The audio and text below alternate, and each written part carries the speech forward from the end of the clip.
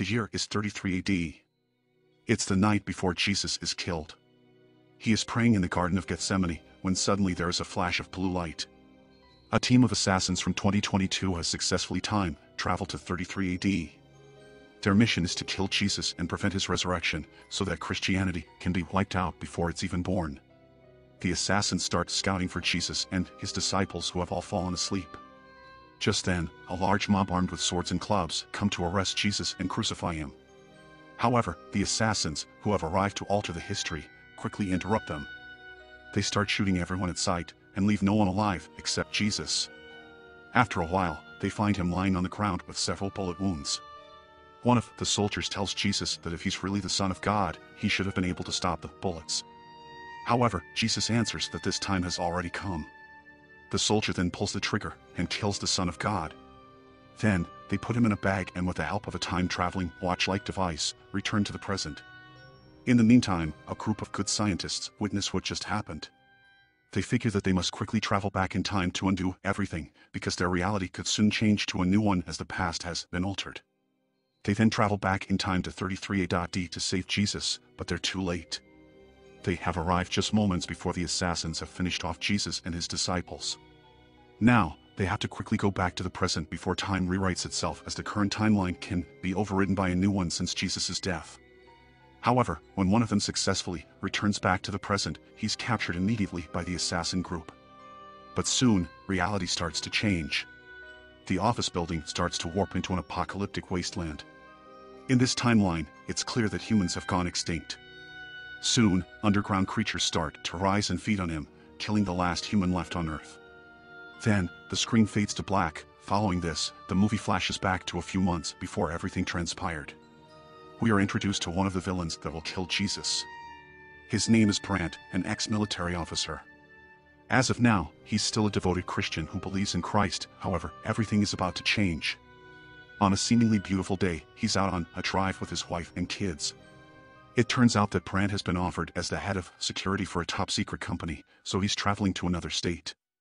Unfortunately, along the way, the family gets into a horrific car crash, taking the life of Brandt's wife and children. Brandt screams in horror as he watches his entire family burn in a flaming wreck. Because of the incident, Brandt has now turned into a man hating life and God. He blames God for not saving his family.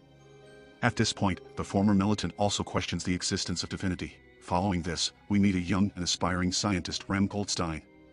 He meets Amy Lee, one of his classmates, for the first time in a physics test. From that point onwards, they start to develop romantic feelings towards each other. The movie then skips to 3 months in the future, and we meet a group of young scientists led by Ram. They are ingenious grads including Felix, Simon, and Amy, who are working on a project involving matter transference for a non-specific global company run by a well-dressed and worldly Arab billionaire named Ahmed. And as it turns out, Brandt is the head of security for Ahmed's company. In a lab, the young scientists work tirelessly on their matter transference project. When Ram tests one of his algorithms, the team mistakenly blows up the place. This makes Ahmed, the boss himself, come down and check on his scientists. But what the team doesn't know is they were able to move the chair which Ram used to test his matter transference algorithm. This discovery earns the team an upgrade into Ahmed's top team. The billionaire promises them a handsome bonus in exchange for creating a matter transporting device. In the meantime, a flashback is shown where we learn that Ahmed's parents were once part of an extremist group. But because of certain events, they were forced to convert to Christianity. And because of this change, they were murdered at the hands of the extremist group on grounds of betraying their own faith. Since then, Ahmed, who is still loyal to the extremist group, blames Jesus Christ and Christianity for the death of his parents. He wants to have his scientists work on a time machine so that he can go back in time to 33 AD and kill Jesus to discredit him as the Messiah, ultimately wiping out Christianity. He believes that his God is the only true God, and with time travel, he can go back and right the wrongs of the world by killing Christ before his crucifixion and resurrection. Meanwhile, Ram and Amy continue to work tirelessly as they are being monitored 24/7 by Ahmed's men. They decide to take a break for a while and sneak into the server room, where they aren't surveilled. The couple make out, but they are interrupted by a weird static sound. When Ram checks on one of the servers, he finds out that Ahmed is secretly working with a generic terrorists group. He further learns that the terrorist, their boss, is working for his hellbent on waging World War III through matter transference technology with bombs and weaponry transferred from one place to another. Despite learning of this, he is forced to continue with the mission. And after a couple of trials and errors, Ram finally succeeds in transferring matter and accidentally creates the world's first time machine. Ahmed's men see via surveillance that not only has Ram found the secret to matter transfer, but he also discovered the secret to time travel. However, since Ram knows that Ahmed is up to something bad, he tries to delete all the files before it gets to the wrong hand. Soon enough, Ahmed and his men storm into the lab and apprehend Ram.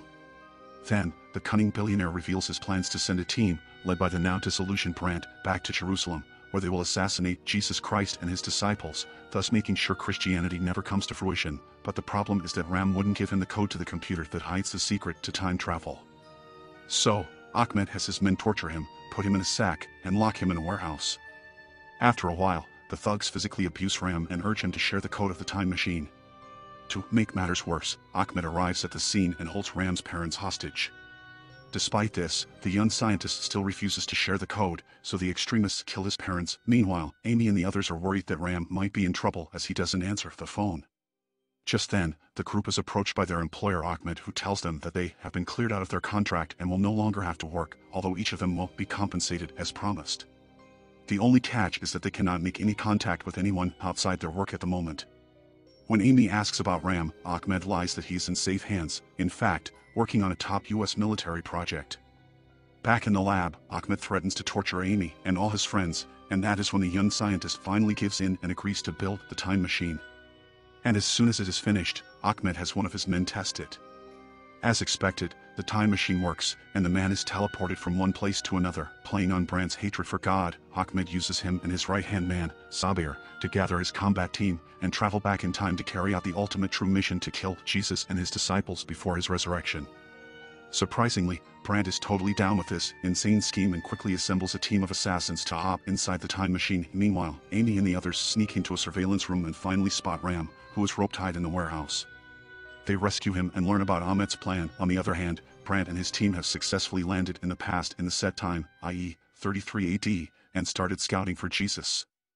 After killing all of his disciples, Brandt viciously shoots Christ in the head.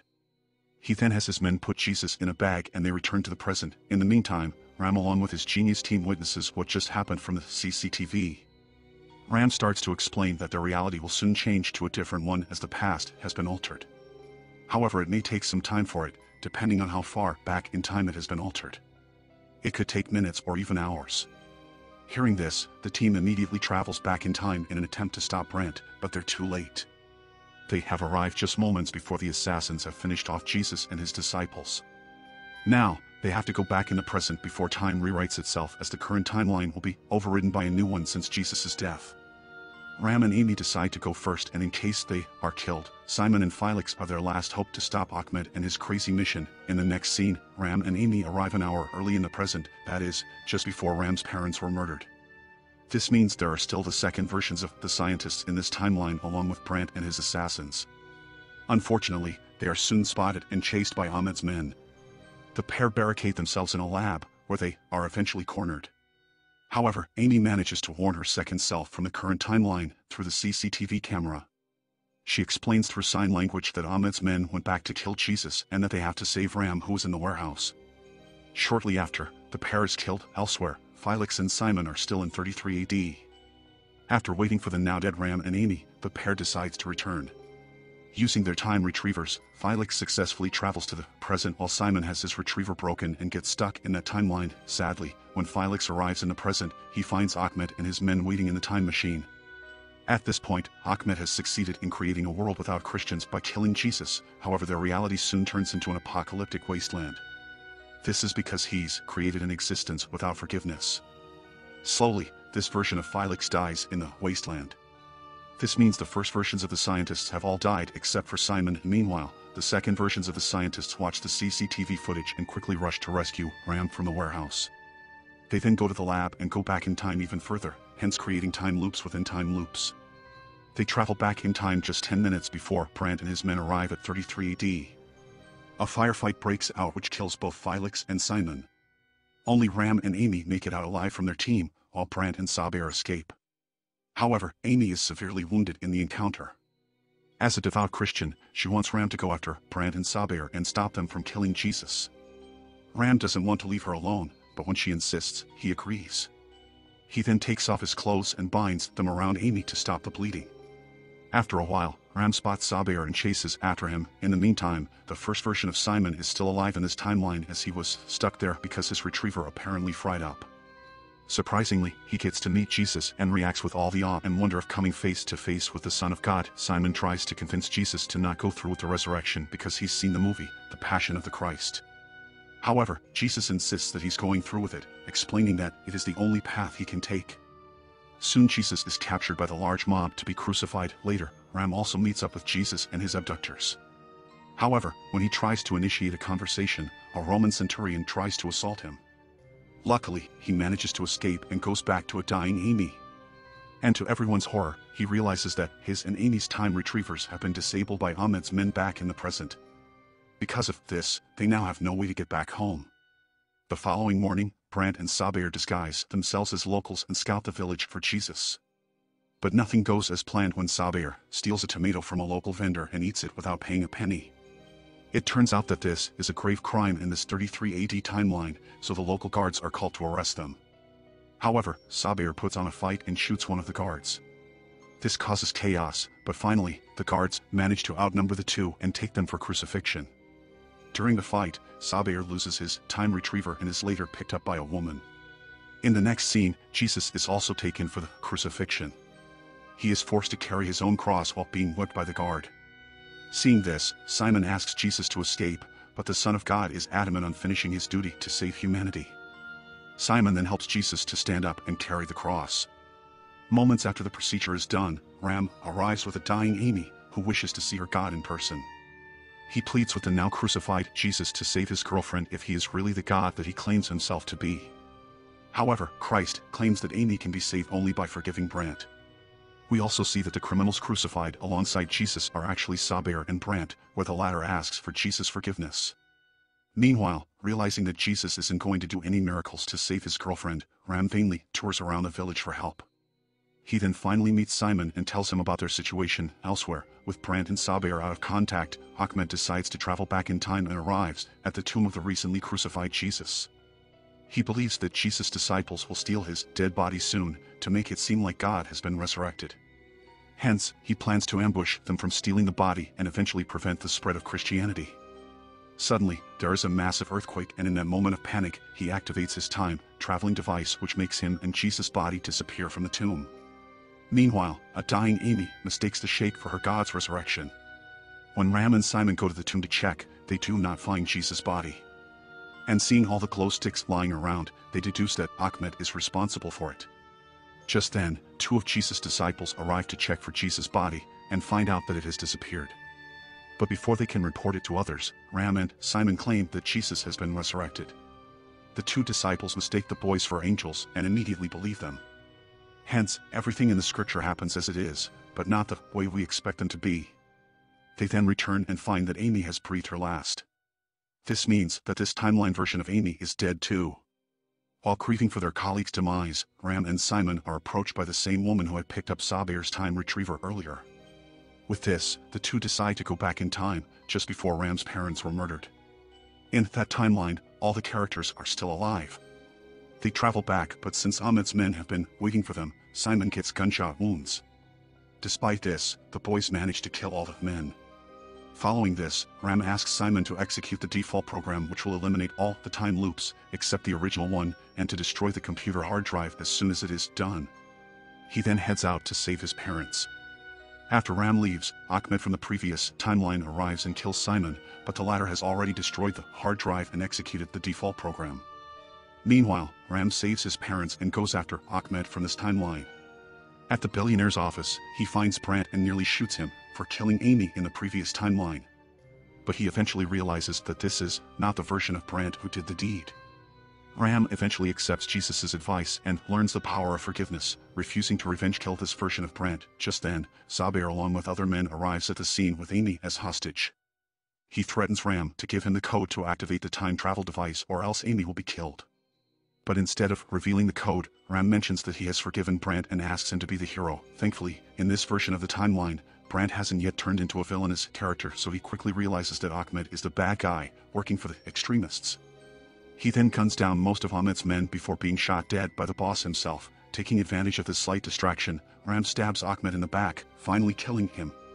Just then, a group of FBI officers arrive at the scene and arrest Ahmed's remaining men. Since Simon had activated the default program moments before he died, all of the time loops start merging into one, prompting different versions of the characters to vanish into thin air. Thus, Ram from the previous timeline also vanishes, while the original version is set free from the warehouse, where he was initially kept. In the end, all the scientists in this timeline survive. The movie then skips to 3 months later. The scientists plan to save Brand's family from the tragic car accident. Ram prepares to time travel with a road sign that says stop, hoping that it can save the family. Fortunately, the plan works, and he is able to save Brand and his family from their untimely death.